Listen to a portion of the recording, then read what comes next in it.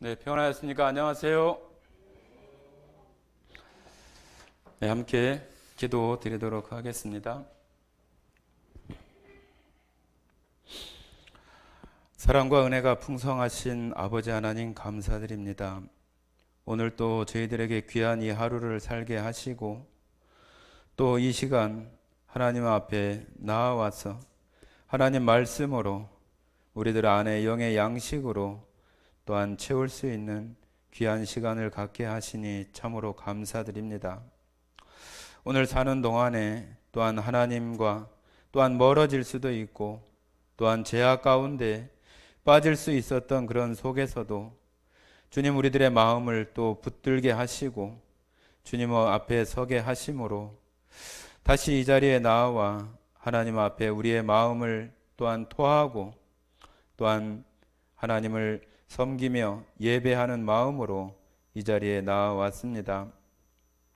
하나님 우리 각각의 심령들을 살펴주시고 그 안에 또한 낙담되고 실망된 마음들을 하나님의 말씀으로 위로하시고 하나님의 그 강한 팔로 붙드시고 함께 하심을 더 느끼고 경험할 수 있는 귀한 시간으로 채워주시기를 원합니다. 주님 이 시간 방송으로 함께하는 성도들과 또한 그 가정들에게도 하나님의 놀라우신 은혜와 능력이 모두에게 또한 임할 수 있도록 인도해 주시고 특별히 멀리 나아가서 직장 가운데 홀로 떨어져 생활하는 또한 청년들을 주님 기억해 주시고 그곳에 혼자 있는 것 같지만 주님께서 언제나 동행하시며 함께 하심을 의지하며 자기의 자리에서 담대하게 또한 강하게 세상 가운데 살아갈 수 있도록 힘과 능력으로 함께 해 주시기를 원합니다. 주님, 저희들 안에 정말 연약하고 육체의 연약함과 깨짐 가운데 힘들어하고 또한 아파하는 그런 성도와 가정들을 주님 돌아봐 주시고 속히 그 가운데 회복과 나음을 주셔서 점점 낭망되어 가고 또한 힘을 잃어가는 그 모습 속에 주님 위로하시고 주님의 밝은 빛을 또한 보게 하시기를 원합니다. 하나님께서 엘리야에게 보여주셨던 저 멀리 그 하늘에 손바닥만한 그 구름이 일어나는 것을 보고 엘리야가 큰 비가 올 줄을 믿음으로 바라봤던 것처럼 우리에게 한 줄기의 그 빛과 같은 하나님의 그 소망의 빛들이 각각에게 보여지게 하심으로 믿음으로 그 하나님을 기다리며 의지하는 그 가운데 나음과 온전한 회복과 치유가 되게 하시기를 원합니다. 오늘 이 시간 가운데 오직 하나님 영광 받으시고 또한 저희들에게는 구원의 기쁨과 은혜가 다시금 회복되어져서 다시금 주시는 그 하루를 담대하게 살아가는 모든 성도와 교회가 될 수 있도록 인도해 주시기를 간절히 원하오며 우리를 사랑하시는 거룩하신 예수님 이름으로 기도드렸습니다. 아멘. 예, 오늘 우리가 함께 나누실 말씀은 창세기 3장입니다. 창세기 3장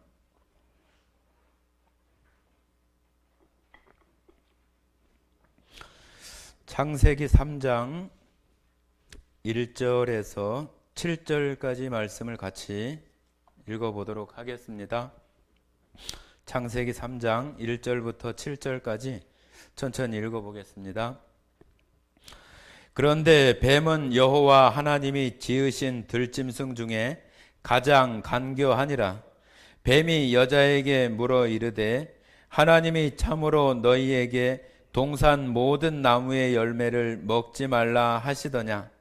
여자가 뱀에게 말하되 동산 나무의 열매를 우리가 먹을 수 있으나 동산 중앙에 있는 나무의 열매는 하나님의 말씀에 너희는 먹지도 말고 만지지도 말라 너희가 죽을까 하노라 하셨느니라. 뱀이 여자에게 이르되 너희가 결코 죽지 아니하리라. 너희가 그것을 먹는 날에는 너희 눈이 밝아져 하나님과 같이 되어 선악을 알 줄을 하나님이 아심이니라. 여자가 그 나무를 본즉 먹음직도 하고 보암직도 하고 지혜롭게 할 만큼 탐스럽게도 한 나무인지라. 여자가 그 열매를 따먹고 자기와 함께 있는 남편에게도 주매 그도 먹은지라. 이에 그들의 눈이 밝아져 자기들이 벗은 줄을 알고 무화과 나무 잎을 엮어 치마로 삼았더라. 네, 너무 잘 아시는 창세기의 내용이라고 할 수 있습니다. 지난 시간에는 우리가 하나님께서 배필 또 돕는 자로 우리들에게 도움을 주시는 그런 그 말씀을 우리가 나누어 보았습니다. 아담은 모든 사람을 대표하는 사람으로서 그 아담 한 사람을 온전하고 또한 완성하시기 위해서 돕는 자를 완성하시는 그런 차원에서 하나님의 도움으로 배필을 주시게 된 것을 통해서 그 아담과 하와가 또 한 가정을 이루게 되는 그런 모습들을 우리가 살펴보면서 그 가정이 얼마나 중요하고 또 우리가 지금 역사 이래로 인류가 시작된 이래로 지금까지도 이렇게 계속되어지는 그 결혼이라고 하는 또 가정이라고 하는 제도를 통해서 하나님의 그 놀라우신 은혜와 사랑이 어떤 것인지를 또 발견하고 경험할 수 있게 하는 가장 좋은 장소가 또 제도가 가정이라고 하는 말씀을 지난 시간에 드렸습니다. 반드시 결혼을 해야만 또 가정을 가져야만 어떤 하나님의 사랑을 발견할 수 있고 그렇지 않으면은 없다고 하는 얘기가 아니라 그 가정이라고 하는 그 제도가 우리가 살아가는 이 세상 가운데에서 사랑이라고 하는 것을 가장 잘 느끼고 경험할 수 있는 장소이기 때문에 하나님은 그 가정이라고 하는 제도를 통해서 하나님의 사랑을 발견하고 하나님의 사랑이 어떤 것인지를 우리가 알고 그 하나님에게 나아갈 수 있게 하시는 그런 제도로서의 가정을 두셨다고 하는 그런 말씀을 드렸습니다. 그래서 세상에서 정말로 생각해 보시면은 가정만큼 그 사랑을 우리가 경험하거나 느낄 수 있는 그 장소가 정말로 가장 이상적이고 좋은 곳이 가정이라는 생각이 들어집니다. 가정이 되어지면은 부부가 되고 또 자녀가 생기고 또 부모를 또 자식 입장에서 바라보는 그런 모습들이 계속 이렇게 순환적으로 이루어지기 때문에 그 하나님을 우리가 하나님께서 우리에게 아버지가 되시고 우리는 그의 자녀가 되신다고 하는 그 가정이라고 하는 그 제도 안에서 하나님의 사랑을 말씀해 주시는 것처럼 우리가 그 가정이라고 하는 그 테두리 안에서 아버지로서의 자식을 바라보는 또 자식으로서 아버지를 바라보는 그런 그 사랑 속에서 정말로 창조주 하나님의 사랑이 어떤 것인지를 가장 잘 경험하고 또 느낄 수 있는 곳이 가정이라고 하는 말씀을 드렸습니다.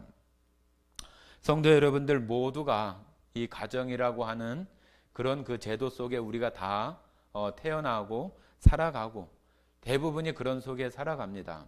그렇기 때문에 우리는 그 속에서 부모, 자식 그것을 넘어서 정말로 하나님께서 성도라면 구원받은 성도라고 한다면 그 가정을 통해서 부모로서 자식을 대하는 것이 하나님께서 나를 바라보시는 그런 모습 속에서 그 사랑을 생각한다면 그 하나님의 사랑이 정말로 내가 자식을 바라보는 그 사랑보다 하나님께서 나를 바라보시는 그 사랑이 얼마나 크고 얼마나 감사한 일인가를 거기서 우리가 발견할 수 있기 때문에 그 가정이라고 하는 제도를 우리 가운데 이 인생들이 살아가는 역사 가운데 두셨다고 하는 것을 우리가 살펴보았고 그 가정이 반드시 그것을 해야 된다고 하는 것이 아니라 말씀드린 것처럼 신약 성경에 와서 바울도 그 결혼은 할 수도 있고 안 할 수도 있고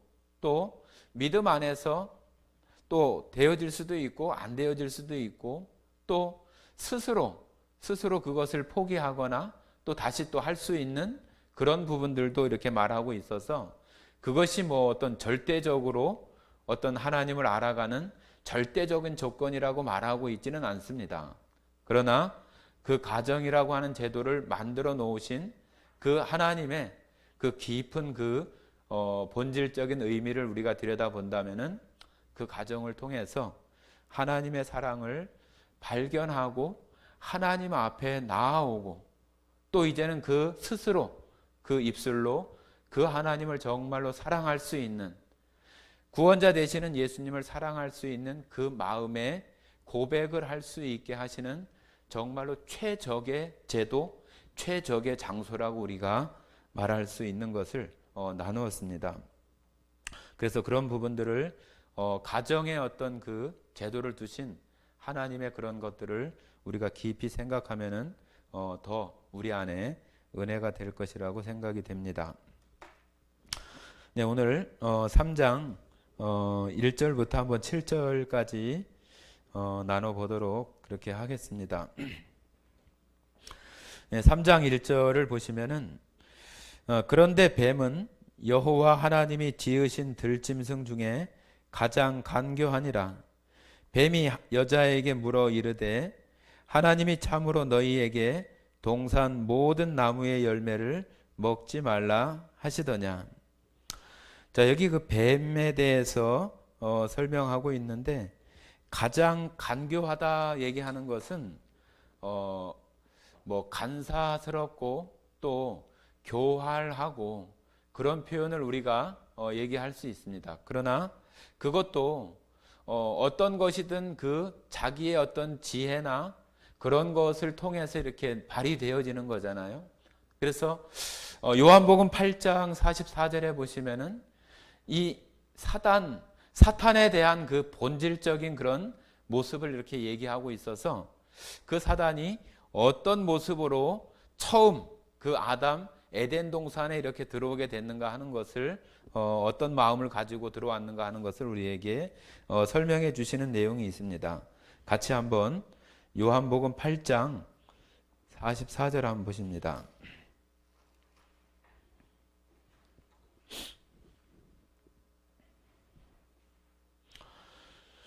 8장 44절 같이 읽어보겠습니다. 너희는 너희 아비 마귀에게서 났으니 너희 아비의 욕심대로 너희도 행하고자 하느니라.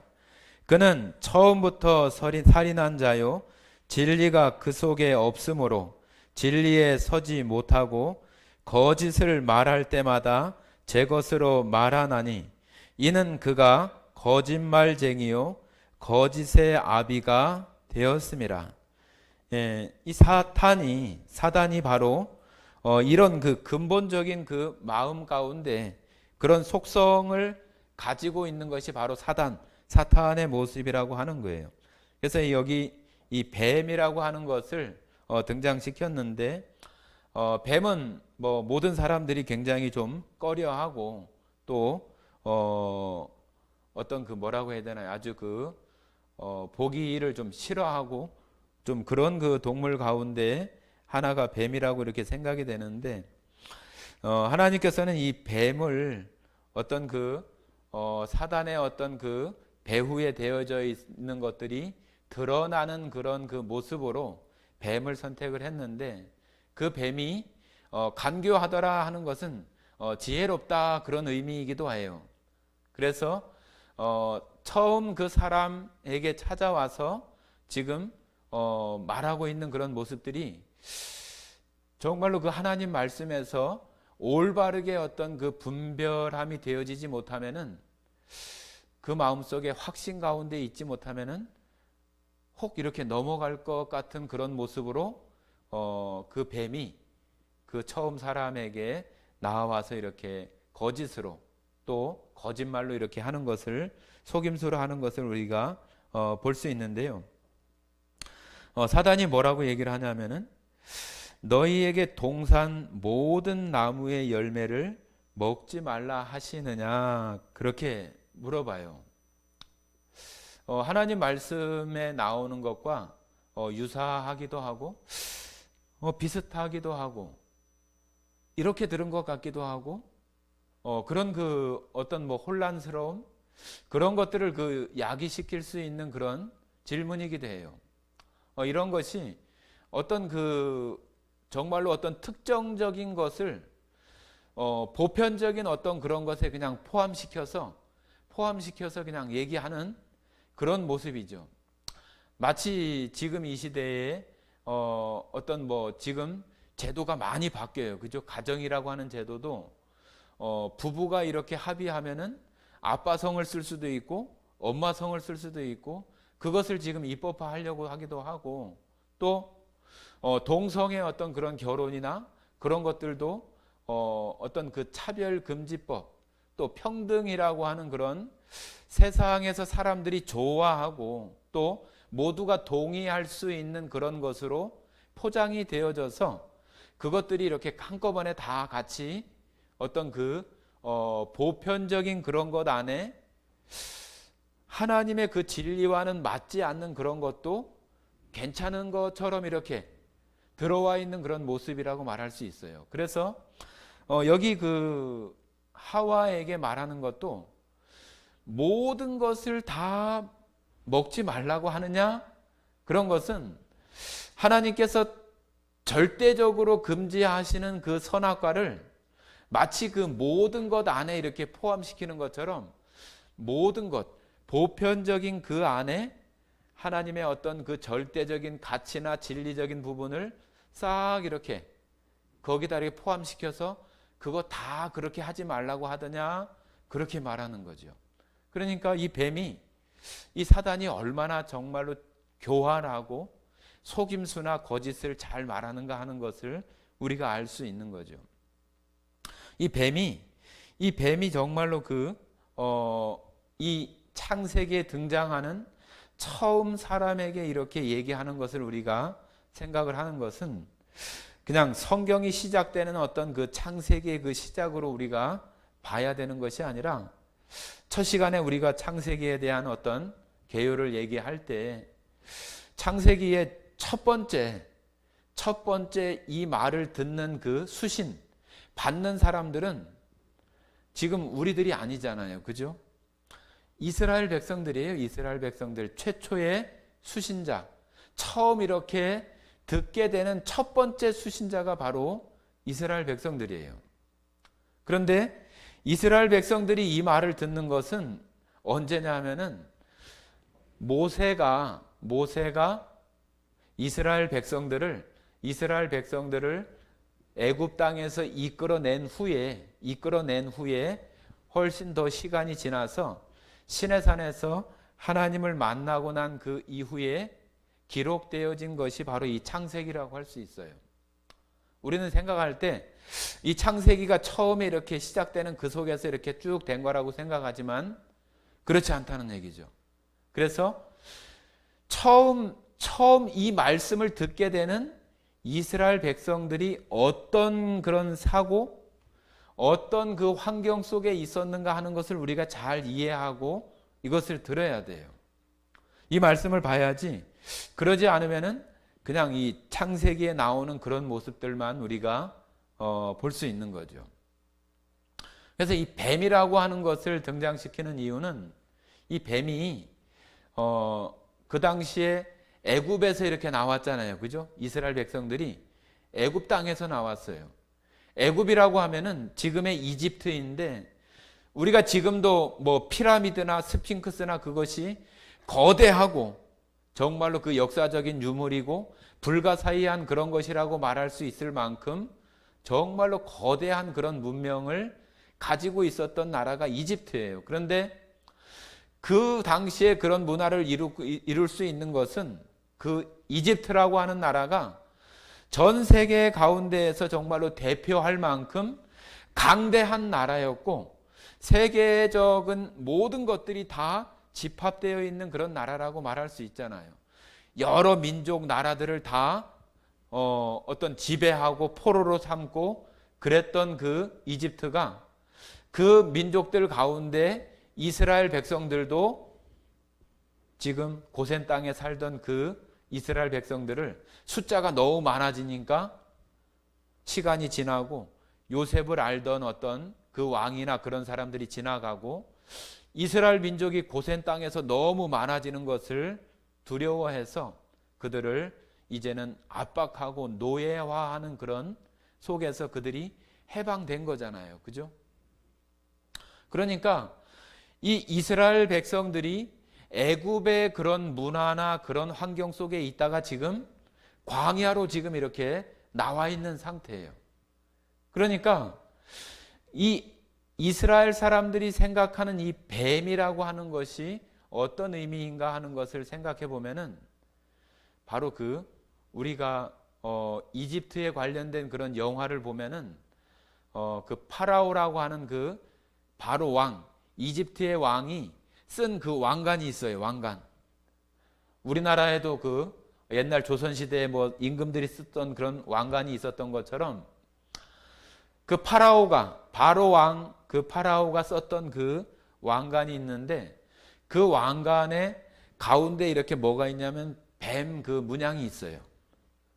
뱀이 이렇게 머리를 들고 있는 그런 모양이 있어요. 나중에 한번 그 파라오의 그 왕관, 파라오를 한번 이렇게 검색해 보시면은 그 왕관이 이렇게 뱀 문양이 이렇게 있는 걸 볼 수 있어요.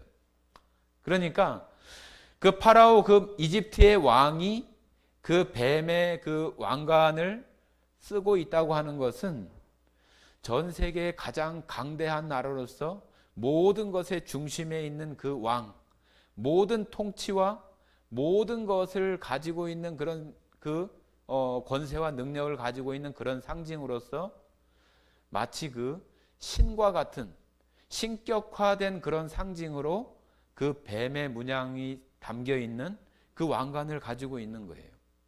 왜 그러냐 하면은 그때 당시에 이집트나 그 속에서 이 뱀은 바로 우상이에요. 우상.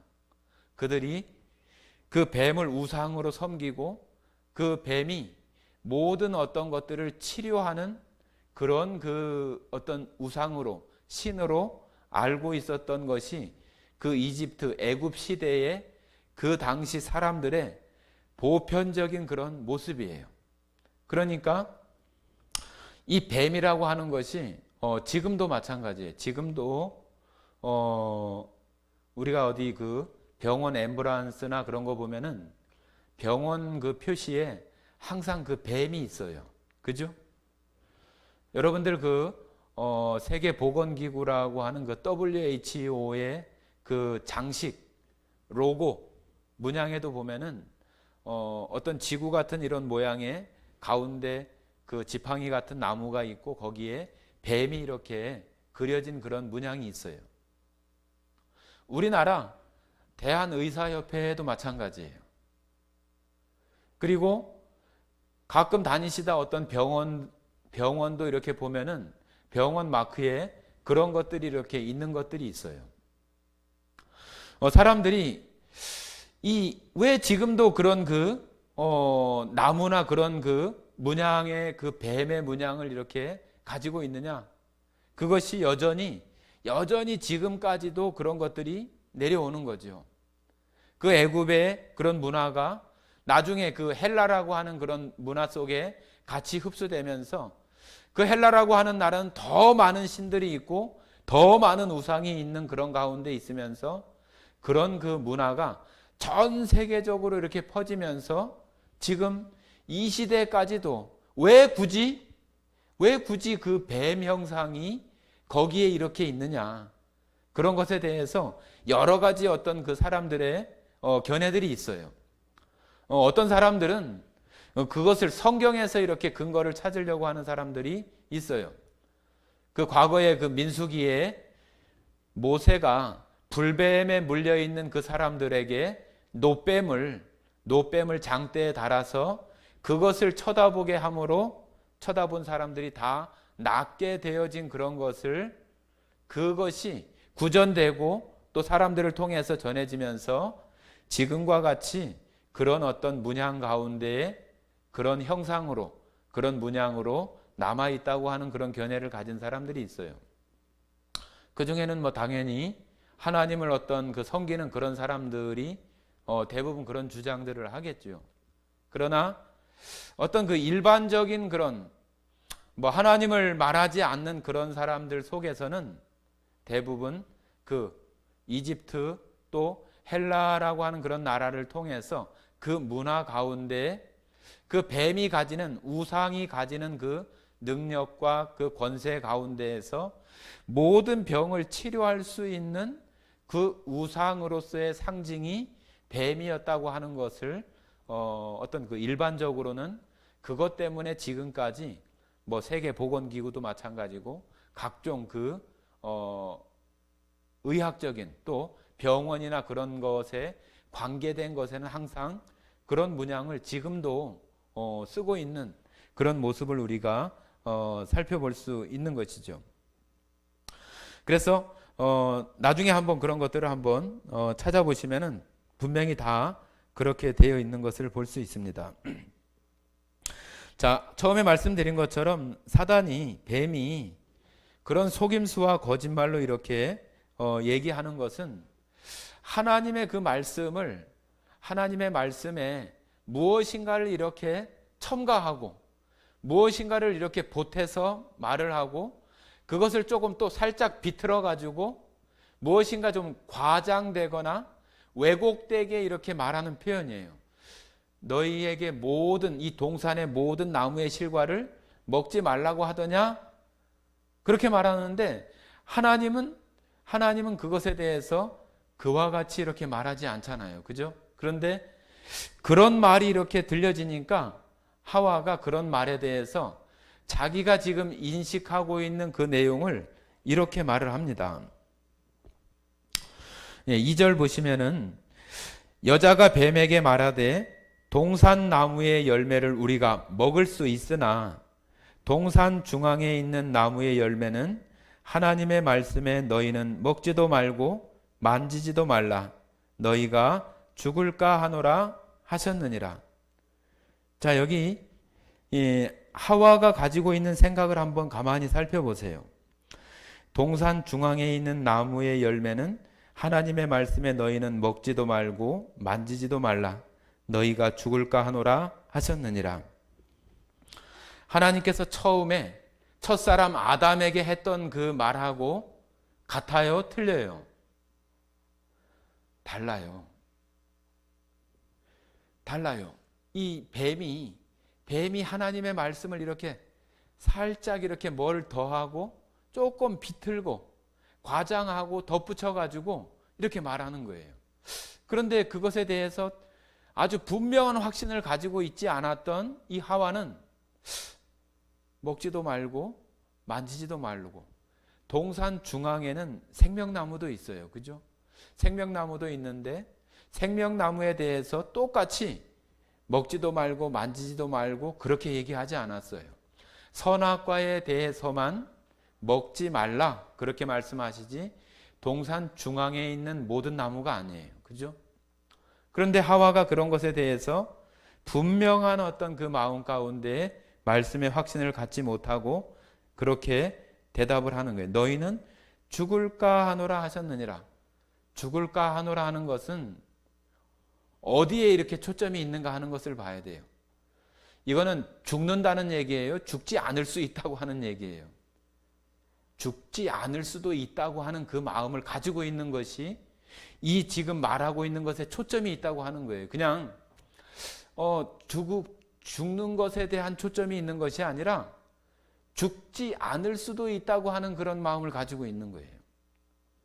그런데 하나님은 뭐라고 말씀하셨냐 하면은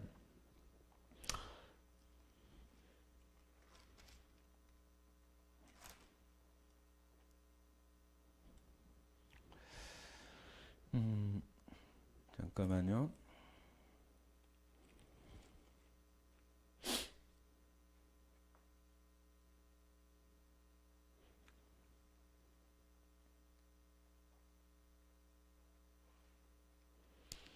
2장 부분에 나오는 것을 본 것 같은데,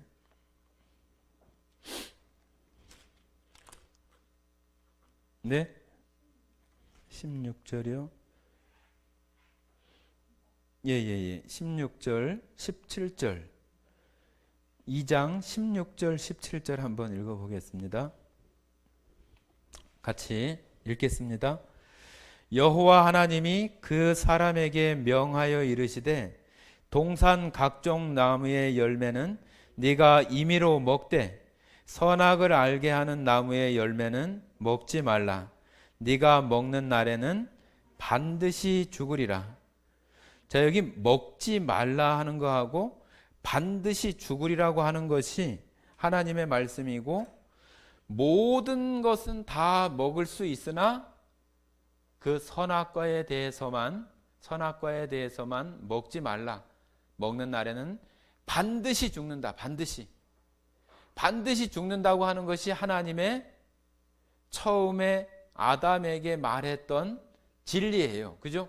명령인데 사단은 그것을 살짝 이렇게 더하거나 조금 그것을 비틀어서 다르게 이렇게 말했는데, 그것을 하와가 들었을 때 그 사단이 가지고 있는 어떤 그 방법, 이 사람을 자기에게 설득시키기 위한 그 계략으로 모든 것들이라고 하는 그 보편적인 속에 선악과도 같이 이렇게 끼워 넣어가지고 그렇게 말을 하니까 이 하와가 거기에 자기가 어떤 그 자기의 마음이 거기 이렇게 넘어가 버리는 거예요.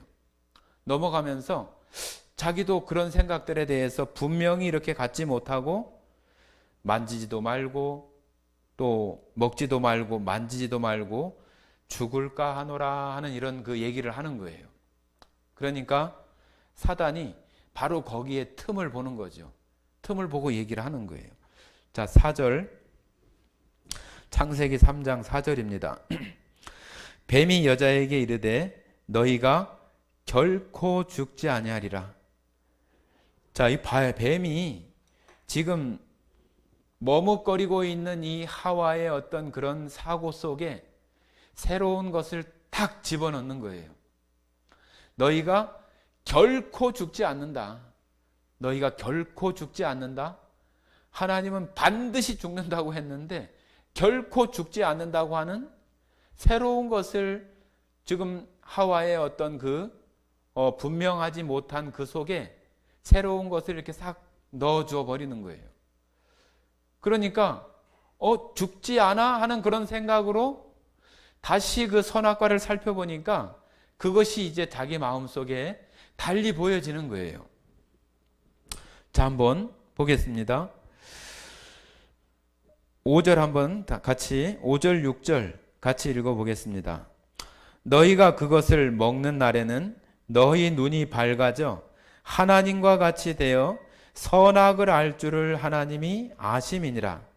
여자가 그 나무를 본즉 먹음직도 하고 보암직도 하고 지혜롭게 할 만큼 탐스럽게도 한 나무인지라. 여자가 그 열매를 따먹고 자기와 함께 있는 남편에게도 주매 그도 먹은지라. 자, 여기 보면은 자기 안에 새로운 것이 이렇게 들어옴으로 인해서 하나님의 그 금지하신 그 선악과를 보는데 그게 새롭게 이렇게 들어오는 거예요. 보암직도 하고 또 먹음직도 하고 또 지혜롭게 할 만큼 탐스럽게도 이렇게 보여지는 그것이 그 마음 가운데 되어져다 보니까 그것을 손을 내밀어서 그것을 따게 되는 거죠. 자, 우리들 가운데도 마찬가지예요. 하나님의 말씀이 우리 안에 분명한 그런 그 확신 가운데 되어 있지 않으면은 지금 이 세상 가운데도 얼마나 우리가 잘 아는 뭐 신천지라든지 어떤 잘못된 어떤 하나님의 말씀을 또 전하고 있는 어떤 그런 무리들 가운데 그들이 찾아와서 어떤 이런 말들을 우리에게 딱 던진다면은 우리가 분명한 것을 가지고 있지 않는다면은 하나님께서 먹지 말라. 먹는 날에는 반드시 죽으리라고 하는 그 진리된 그 말씀을 가지고 있을 때는 그렇게 되지 않지만은 분명하지 못하면은 그들이 정말로 그렇게 간교하고 또 간사하게 속이는 그런 그 속임수에 우리의 마음이 분명하지 못한 속에서 그런 새로운 것이 이렇게 들어오면은 우리가 알고 있던 그런 말씀도 달리 보여지고 또 그들이 말하는 그런 것이 새로운 것처럼 보여지는, 정말로 보암직도 하고 먹음직도 하고 정말로 그 지혜롭게 할 만큼 탐스럽게 지금까지 듣지 못했던 어떤 새로운 말씀, 지금 우리가 듣던 어떤 목사님에게 알 수 없었던 새로운 그런 것들을 이렇게 말하니까 거기에 새로운 것이 이렇게 보여지는, 새로운 것을 보게 하는 그런 모습으로 되어지면은 거기에 넘어가고 물들어지게 되는 거죠. 그런 것이 바로 이런 그 사단의 어떤 세력, 하나님의 진리를 왜곡하고, 우리가 요한계시록에도 이 말씀에 더하거나 빼지 말라고 하시잖아요. 그죠? 그것을 더하거나 보태고 비틀고 교묘하게 속이려고 하는 그런 모습들이 지금도 여전히 많이 나타나는 거예요. 여러분 잘 아시는, 제가 가끔 말씀드리는 종교다원주의라고 하는 것이 지금 이 시대에도 얼마나 많이 이렇게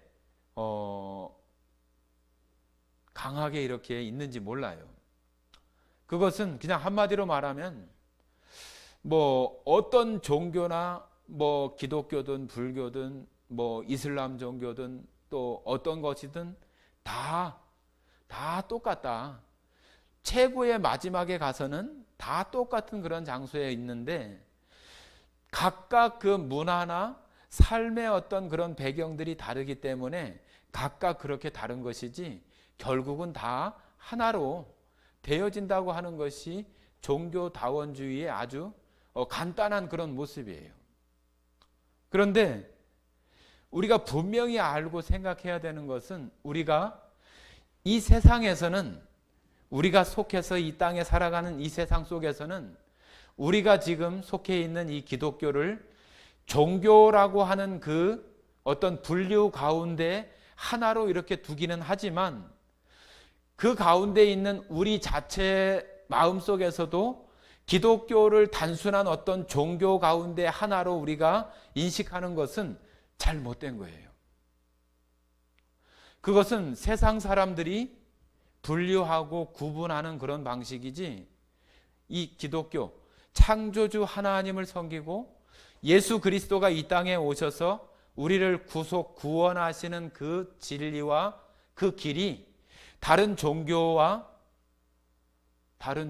똑같은 어떤 종교들 가운데 하나일 수 없는 거예요. 우리가 지금 이렇게 말하고 읽고 있는 이 성경, 이 진리의 말씀이 다른 어떤 종교나 다른 어떤 것들과 다를 수밖에 없어요. 왜 그러냐 하면은 이 성경은 우리들에게 이 세상을 창조하신 하나님에 대해서 말하고 있고, 또 그 하나님 앞에 나아갈 수 있는 그 길은 단 하나, 하나님으로 말미암아 되어지는 것으로 하나밖에 두고 있지 않기 때문에 다른 어떤 세상이 분류하는 종교들과 그런 것들과 이렇게 똑같이 그렇게 될 수 없어요. 사람들이 말하는, 왜 교회 다니는 사람들은, 기독교인들은 다른 종교들을 왜 인정하지 않고 그렇게 배타적이냐고 이렇게 말할 수 있을 수는 있지만은, 우리는 하나님 진리의 말씀편에서 봤을 때는 배타적일 수밖에 없는 거예요. 우리들 마음에서 하나님 앞에 나아갈 수 있는 그 구원의 길이 불교에도 있고 이슬람교에도 있고 또 다른 종교에도 있고 그렇지 않아요. 오직 성경에 기록된 대로, 성경에서 먹지 말라, 먹는 날에는 반드시 죽으리라 하시는 그런 말씀처럼 하나님께서 예수님 외에는 이 땅 가운데 구원받을 수 있는 그 길, 그 방법은 예수님 하나밖에 없다고 이렇게 말하기 때문에 우리가 불교도 괜찮아, 또 뭐 이슬람교도 괜찮아, 유교도 괜찮아 그렇게 말하는 것은 성경에 나오는 진리나 뭐 불교에서 말하는 진리나 다 똑같아. 그렇게 하는 거나 똑같아요. 그러니까 우리들 마음에서 내가 정말로 하나님의 사람으로 구원받은 사람으로 살아간다고 한다면은 이것을 세상 사람들이 구분하는 것처럼 종교의 하나로 이렇게 우리가 인식하는 것은 잘못이라고 하는 거예요. 그래서 우리 마음에서 우리 사람들이 이 기독교가 배타적이라고 말하지만 우리들 편에서는 그럴 수밖에 없다. 사람들에게는 뭐 이런 거야 저런 거야 말하지만 내 중심에서는 하나님은 창조주이시고 나를 구원하시는 것은 하나님 한 분밖에 없기 때문에 미안하지만 배타적일 수밖에 없어. 다른 것으로는 구원받을 수 없는 것이 분명히 성경이 기록하고 있기 때문에 배타적일 수밖에 없는 거죠. 세상에 있는 이 교회나 이 기독교가 정말로 병들고 부패하는 가장 큰 이유는 그런 그 사단의 그런 그 덧붙이고 왜곡하고 비뚤어지는 그런 그 가운데에서 교회가 병들어가고 또 부패되는 거예요. 과거에 우리가 이 종교가 이 교회가 개혁되어지는 그런 이유가 우리가 잘 아는 그런 루터나 그런 사람들이 무슨 뭐 큰 어떤 혁명적인 어떤 획기적인 무엇인가를 이렇게 이루는 그런 모습 속에서 종교 개혁이 되는 게 아니에요. 오히려 그때 당시에 그 부패한 교회, 성경의 진리에서 많이 벗어나고 왜곡되고 덧붙이고 빼어진 그런 것들 속에서 다시 원래대로의 그 진리로 돌아가자고 하는 것이 그 종교 개혁이에요. 개혁. 개혁이라고 하니까 뭐 새로운 물론 어떤 것이 있는 것이 아니라 원래 진리의 말씀, 하나님께서 처음에 말씀하셨던 그 진리 가운데로 돌아가자고 하는 것이 종교 개혁이에요. 종교 개혁에 그 우리가 얘기할 수 있는 어떤 뭐 캐치프레이즈라고 얘기할 수 있는 성경으로, 그죠? 은혜로, 오직 성경, 오직 은혜, 오직 정말로 하나님만이 구원이시라고 하는 거기로 다시 돌아가자고 하는 것이 바로 종교 개혁이었던 것처럼 우리 안에도 정말로 이런 모습들 가운데 나도 그냥 세상 속에 그냥 일반적으로 보편화된 그런 속에서 기독교의 한 부분으로 내가 세상 가운데 위치해 있다고 생각을 하면은 우리도 그냥 그런 일반적이고 보편적인 속에서 우리는 어떤 사단이 공격하는 그런 것들 속에 우리가 분명하게 우리 자신이 믿고 있는 그 진리를 말할 수 없어요. 마치 예수님께서 신약 성경에 사단에게 이끌려서 마귀에게 이끌려서 광야에서 시험을 받으실 때 예수님께서 그 사단이 그 마귀가 예수님을 시험할 때 똑같이 이런 말씀을 가지고 예수님을 공격할 때 예수님도 똑같이 그 진리의 말씀으로 그 사단 마귀를 그 시험을 이겨내는 것을 우리가 볼 수 있잖아요. 그런 것처럼 우리도 내가 믿고 있는 성경 가운데 그 진리의 말씀으로 우리가 우리 자신들의 어떤 신앙에 분명한 것을 가지고 있어야 돼요. 첫 번째, 기독교는 세상 사람들이 분류하는 그런 종교로서의 세상 사람들은 그렇게 분리할지 모르지만은 나는 기독교는 종교가 아니라고 하는 것에 대한 그런 믿음과 또 내가 세상 사람들이 배타적이라고 얘기하는 다른 종교들을 왜 인정하지 않고 또 같이 대화하거나 같이 무엇인가를 이렇게 하지 않으려고 하는 그런 것들이 성경에서는 그 하나님이 예수님이 유일한 길이라고 말하기 때문에 그 구속이나 그 구원의 진리 가운데에서는 그들과 대화하거나 타협하거나 함께 할 수 있어요, 없어요? 없는 거예요, 없는 거. 그렇기 때문에 말씀드린 것처럼 그들이 말하는 것에 정말로 미안하지만 배타적일 수밖에 없는 거예요. 그래서 우리는 그런 사실을 내가 가지고 있어야 돼요. 사람들이 왜 니들은 그렇게 배타적이야? 네가 그렇게 말하지만은 성경 말씀 가운데 나는 너희들에 대해서 배타적일 수밖에 없다는 것을 내 안에 분명하게 가지고 있어야 되는 거예요. 그래야만이 우리가 세상에서 오는 여러 가지 그런 시험들 가운데 우리가 넘어지지 않고 다시 예수님처럼 진리의 말씀으로 먹지 마라 반드시 죽는다고 하는 그런 단순한 그런 진리 가운데 우리가 다시 들어올 수 있는 것입니다. 우리는 항상 말할 때 지금 여기 두 사람 아담과 하와에 대해서 이렇게 말하고 있는데, 하와가 이것을 그 선악과를 이렇게 먹을 때 아담은 함께 있었을까요? 아니면 없었을까요? 그런데 여기 우리가 잘 읽어보면은 뱀이 이렇게 얘기할 때, 항상 얘기할 때 하와 너는이라고 얘기하지 않고 너희라고 얘기해요. 너희라고 얘기하는 것은 그 하나님이 창조한 사람 아담과 하와 둘이었기 때문에 복수로 이렇게 썼다고도 말할 수 있지만은 함께 있기 때문에 너희라고 이렇게 표현할 수 있다고 나는 저는 생각을 해요. 그렇기 때문에 우리가 일반적으로는 이 인류가 지금 이렇게 하나님의 그런 그 은혜 가운데에서 멀어지고 이렇게 고생하고 힘든 것은 여자 때문이다, 하와 때문이다 그렇게 얘기하지만은 그렇지 않아요. 바로 그 첫사람 아담이 자기의 그런 그 책임과 하나님으로부터 받은 그 말씀에 대해서 그 하와에게 분명하게 권하고 가르치고 얘기하지 못한 그 책임이 아담에게 있는 거예요. 아담에게. 그러니까 그냥 세상 사람들이 그냥 겉으로 보여지는 것으로 여자 때문이라고 말하는 것은 잘못된 거예요.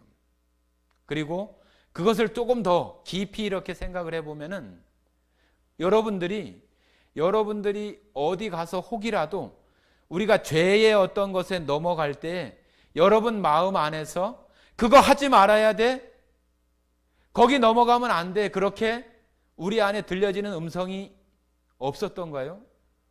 있었어요. 있었을 때가 더 많아요. 그런데 우리는 그것을 무시하는 거죠. 무시.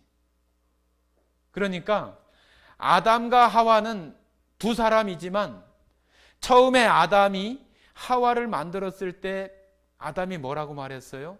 내 살 중에 살이고 뼈 중에 뼈라고 했던 것은 또 다른 나라고 얘기했어요. 또 다른 나. 여러분 정말로 생각해 보세요.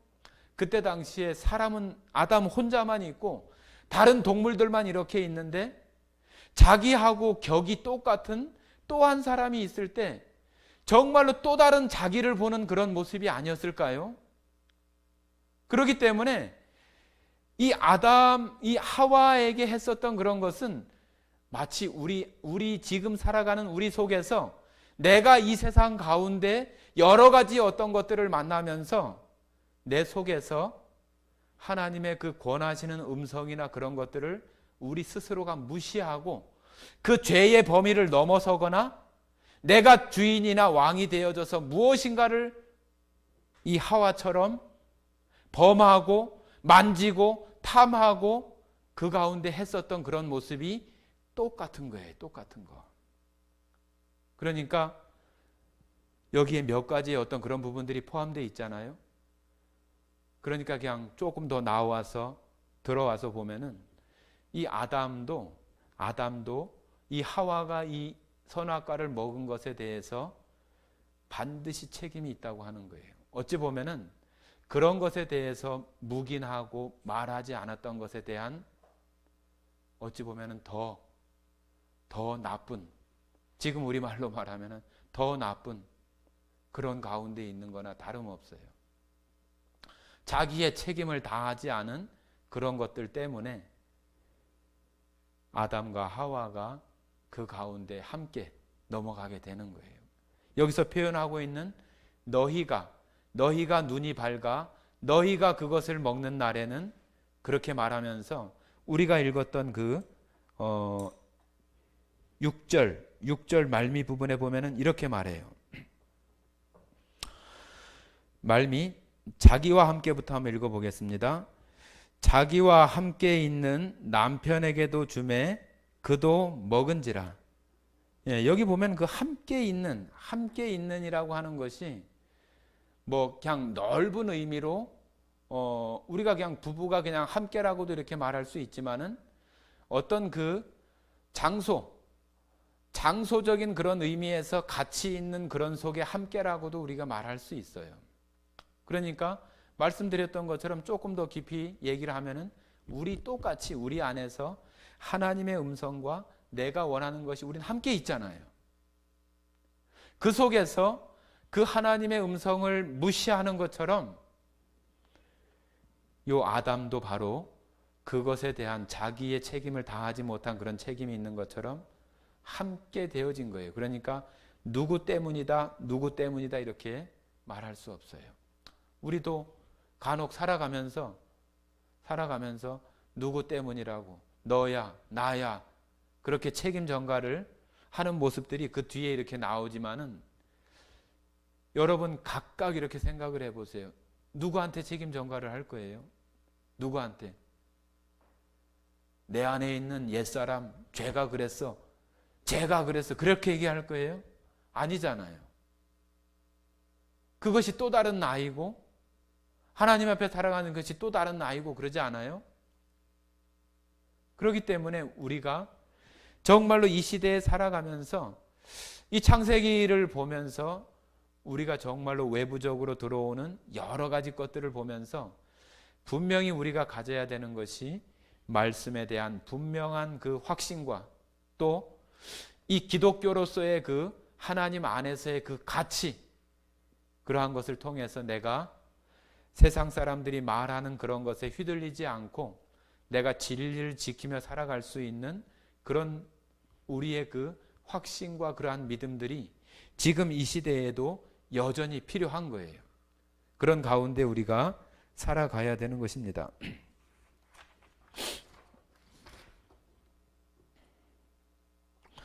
그래서 새로운 것을 아담과 하와에게 넣어줌으로 인해서 그들이 정말로 이제는 사단에게 이렇게 완전히, 사단의 그 배후 세력이라고 쓴 뱀에게 완전히 이렇게 넘어가 버리는 그런 모습에 이르고 많은 결과를 겪게 되는 것입니다.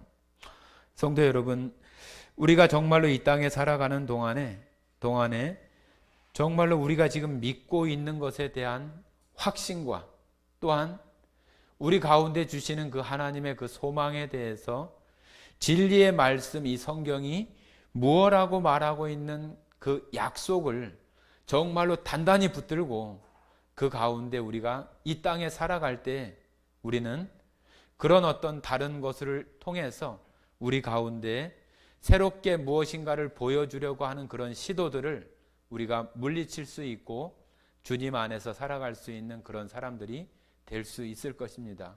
성도 여러분 안에서 그런 그 확신들이 오늘 말씀을 통해서 되어지기를 원하는 마음입니다. 함께 기도하고 마치겠습니다. 사랑 많으신 아버지 하나님 감사드립니다.